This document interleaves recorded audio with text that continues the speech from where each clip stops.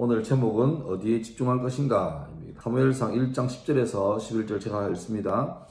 한나가 마음이 괴로워서 여호와께 기도하고 통곡하며 서원하여 이르되 만군의 여호와여, 만일 주의 여종의 고통을 돌보시고 나를 기억하사 주의 여종을 잊지 아니하시고 주의 여종에게 아들을 주시면 내가 그의 평생에 그를 여호와께 드리고 삭도를 그의 머리에 대지 아니하겠나이다.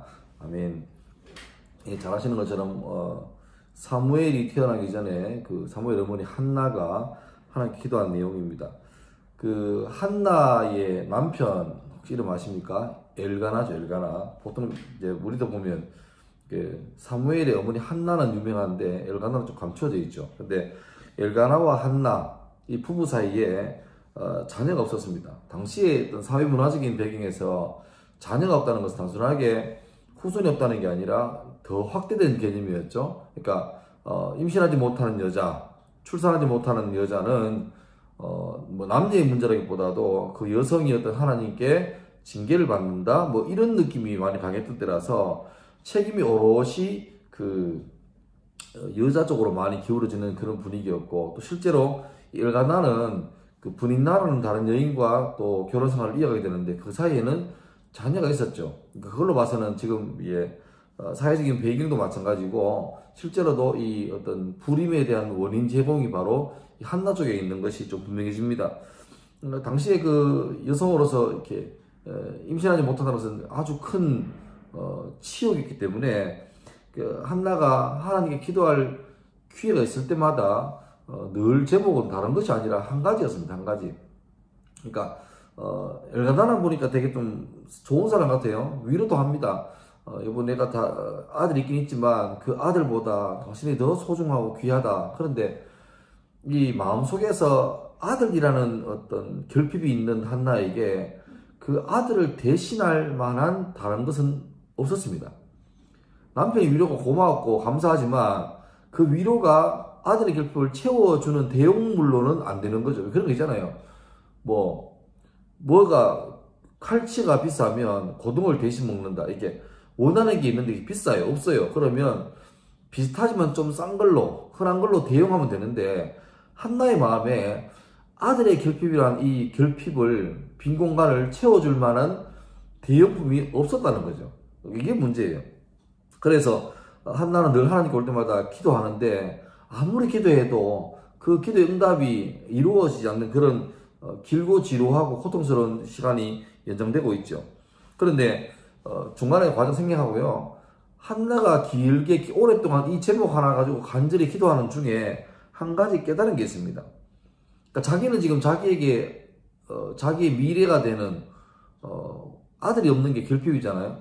그런데 지금 한나가 속해 있는 나라가 어디입니까? 이스라엘 민족이죠. 이스라엘 민족은 당시로 봐서는 이때가 사사시대니까요. 하나님이 통치하시는 신정국가입니다. 그러니까 그때그때 필요한 사람을 사사로 세우셔서 하나님의 대리자로 이렇게 역할을 했지만 그것이 왕조처럼 이어지지 않고 그냥 하나님께서 통치하시는데 가끔 사사라는 사람이 와서 그 통치를 구현해주는 그런 역할만 하고 있을 텐데, 근데 사사기를 보면 어떤 그 그래프를 보면 그 우상향이 아니라 우하향이죠. 그러니까 갈수록 패턴이 반복됩니다. 죄를 지으면 이방 민족이 와서 이스라엘 민족을 이제 고통을 주고, 그 고통 속에 처해 있다가 그들이 너무 힘들어서 하나님께 부르짖으면, 회개하면 사사를 보내서 구원하시고, 또 구원되어서 회복되면 얼마 있다가 또 타락하고, 이 타락, 그 다음에 간구, 하나님의 구원, 또 회복, 또 타락, 이게 반복되면서 점점 쉽게 말하면 갈수록 이렇게 올라가야 되는데, 거룩해져 가고 반복하지 않고 이게 돼야 되는데, 이스라엘 민족의, 어쩌면 이게 이스라엘 민족의 문제가 아니라 인간의 한계죠. 타고난 어쩔 수 없는 죄인, 본질상 진노의 자녀라고 하는 인간들은 은혜가 계속되면, 영화 대사가 있잖아요. 호의가 계속되면 권리로 한다고. 하나님의 구원이 처음 받을 때는 너무 감사하지만 이게 그 다음에는 그 감동의 어떤 그 자극치가 더 낮아지고, 그래서 이제 더 세져야 되고, 뭐 이렇게 반복되면서 갈수록 점점 더 영적으로 거룩함의 능력이 상실되어져 가고 약해져가는 그런 모습을 보여주죠. 그러니까 이 한나가 기도할 때, 한나가 아들이 없어 기도할 때는 이스라엘의 어떤 영적인 그 건강도가 최악일 때입니다. 마음대로 살 때입니다. 임의로 제사장을 세우고, 그러니까 하나님을 섬기는 나라가 아니라 우상과 똑같이 하나님을 취급할 때가 되고 말았죠. 자기 필요에 의해서 성직을 매매하기도 하고, 그러니까 제사장들도 타락하고 백성들 마음도 하나님을 여러 많은 우상 중에 하나라고 생각하는 그런 영적인 거의 바닥을 치고 있을 그때에 한나가 기도하다 깨달은 게, 나는 아들 하나 없어서 그 아들이 그렇게 절실한데 이 수백만의 사람, 하나님을 유일한 구주로 섬긴다는 이 이스라엘 백성 가운데 하나님 마음을 이해하고 그 하나님 마음을 이렇게 백성 가운데 행해줄 자가 진짜 없구나라는 것을 이렇게 보게 되죠. 그리고 자기의 원한을, 자기의 맺힌 한을 풀기 위해서 아들을 간구했던 한나의 마음이 이제 달라집니다. 그게 뭐냐니까 이런 기도죠. 11절 기도죠. 만약에 하나님 내게 아들 하나 주시면 그 아들을 하나님이 차리시는 사람으로 만들겠습니다. 내가 내 아들 없어서 기도할 때 아들이 너무 급했는데 내가 기도하다 보니까 주위를 둘러보니까 나는 아들 하나 때문에 이렇게 마음이 급하고 마음이 무너지는데 이 수백만의 백성 가운데 하나님 마음을 깨닫는 자도 없고 구하는 자도 없고 찾는 자도 없는 이 막막한 현실 가운데 주님 하면 얼마나 힘들겠습니까? 내게 아들 주시면 그 아들이 정말 주님 마음을 살피는 자로 내가 키우기 위해서 구별하여 키우겠습니다. 그런 서원의 기도가 이루어진 거죠. 그리고 다 아시겠지만 이후로 그 기도의 제목으로 열매로 사무엘이 태어납니다. 사무엘, 샤마이라는 단어죠. 하나님이 들으셨다. 그러니까 한나의 기도를 주님이 들으시고 그 기도의 응답으로 주신 게 바로 사무엘입니다. 그 사무엘은 사사시대와 또 이 왕정시대를 이어주는 마지막 사사이자 왕을 세우는 그런 시대를 전환하는 그런 큰 역할을 감당하는 귀한 사람이 되는 거죠. 그러니까 다시 말하면 한나가 자기 문제에 집중할 때는 답이 안 나왔는데 그 집중의 어떤 포커싱을 자기가 아니라 하나님께로 그 집중의 대상을 옮기자마자 이제 얽힌 실타래 같은 인생의 문제에서 실마리를 잡은 거죠. 그리고 그 실마리를 잡고 문제를 해결하자마자 자기 하나의 문제가 아니라 민족의 문제가 풀리는. 그러니까 사무엘은 한나는 아들 한 명이 없어서 정말 간절하게 아들을 구했지만 자기를 위한 아들이 아니라 하나님을 위한 일꾼으로 그 아들을 하나님께 헌신하게 할 때 사무엘이 귀한 사람 된 뿐 아니라 이후로 한나의 태가 열려서 더 많은 자녀가 출산되게 되죠. 여러분, 우리도 살다 보면 우리를 힘들게 하는 많은 결핍들이 있습니다.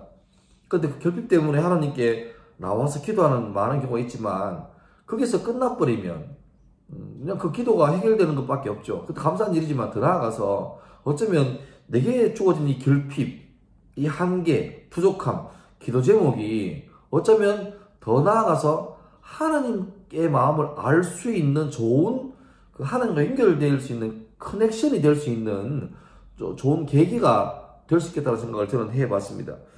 그러니까 그런 말 하죠. 자기가 어떤 느끼는 그 불편함이 곧 뭐라고요? 사명이라고.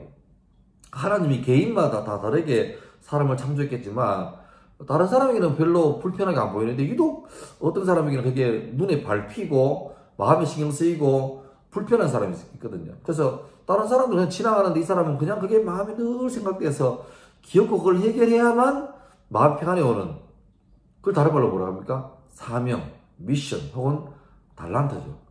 그쪽 부분에 재능이 있는 거예요. 그쪽 부분에 마음이 있는 거예요.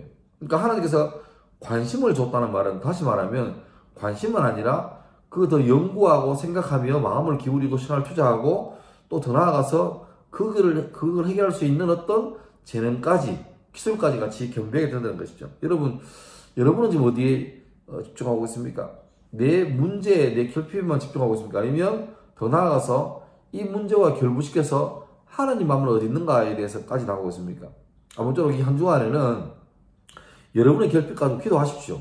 부족한 거 가지고 기도하십시오. 저도 기도할 제목이 많이 있습니다. 근데 더 나아가서 그걸로만 끝나지 말고 하나님 마음까지 살피는 데까지 나갔으면 좋겠습니다. 예수님이 겟세마네 교회에서 자기에게 임박한 이제 하루도 남지 않은 십자가를 앞두고 할 수 있으면 이 잔을 내게서 옮겨달라고 기도하죠. 근데 그걸로만 끝났다면 그것은 그냥 인간적인 기도입니다. 너무너무 임박 고통 가운데 본능적인 두려움 때문에 이 고통을 피하고 싶은 마음, 회피 본능이 있는 거죠. 그런데 예수님의 기도는 그걸로 끝나지 않고 그 다음이 위대한 거죠. 그러나 내 뜻대로 마시고 아버지 뜻대로 하십시오. 되길 원합니다. 그게 위대한 기도입니다. 우리도 크리스찬 아닙니까? 그리스도를 따르는 사람, 속한 사람. 다시 말하면 우리도 완전할 수 없지만 계속 예수님 닮은 모습처럼 훈련을 해갈 필요성이 있는 거죠. 이번 한 주간도 여러분 우리 결핍으로 기도 제목 끝내지 말고 이 결핍에 이어서 연결해서 하나님은 내게 뭘 원하십니까? 까지 갈 수 있는 사람 될 수 있기를 주의 이름으로 축원합니다. 한 주간도 건강하시고 승리하기를 주의 이름으로 축원합니다. 아멘. 감사합니다.